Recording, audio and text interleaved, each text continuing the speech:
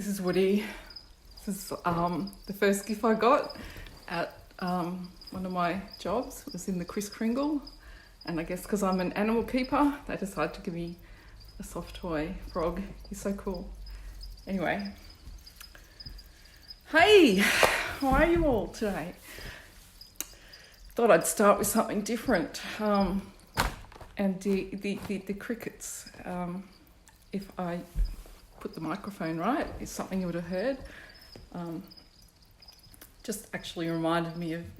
I just thought I'd do something really weird because today I actually wanted to share my gratitude, which is for dreams.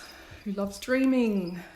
Dreams to me are like living a second life, or is that our first life and this is our second life? Who knows?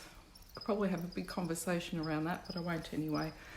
So dreams. I'm very fortunate to dream in full colour, and I would even say full smell. I'm pretty sure I've had smells in my dreams and tastes in my dreams too.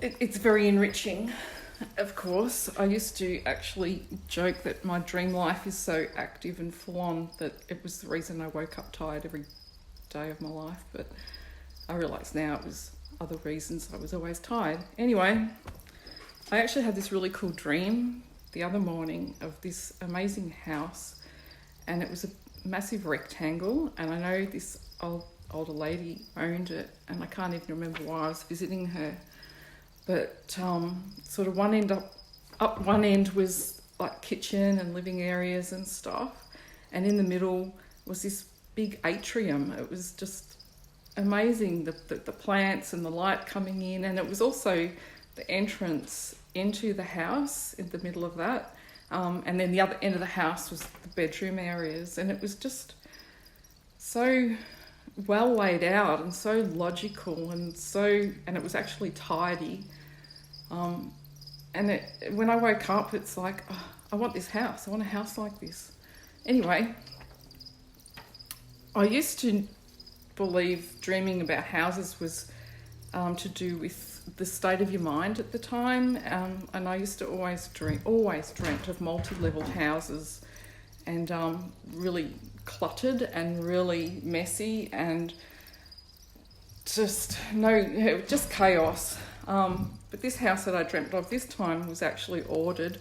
So I have looked up my little dream book that I picked up for like $6 at second-hand shop the other day, and looked up houses, and I was kind of on the right track in the past, but in this book says houses relate directly to the body. Often a dream about a house will feature different levels to represent higher self, physical self, and the subconscious. So all my past dreams were multiple level houses, and now I'm on a single level, so maybe everything's finally coming into balance for me or aligning. I do feel like I am, so that's really cool. The fact that it was tidy and ordered makes it kind of indicates that perhaps I'm slowly becoming a bit more ordered, and I do actually feel that because I've done so much mindset work the last couple of years that this week I actually have had a couple of moments where I've seen memories on Facebook of things I've written. I found the memories section of Facebook where you can actually see everything from this day X years ago, and something I wrote was just like, I can't believe that was me. I look at it now and think how I was just so full of hate or something like that. It was really terrible. I'm not going to go into what it was, but I'm just glad I recognised that it was not really the right thing to write at the time, but I was in a really bad headspace at the time too. So I guess that's another thing I'm grateful for, is that I've just come a long way. I can see that myself, and I can feel it in my mind when things happen, and old ways of thinking, I'm pulling them up and changing them.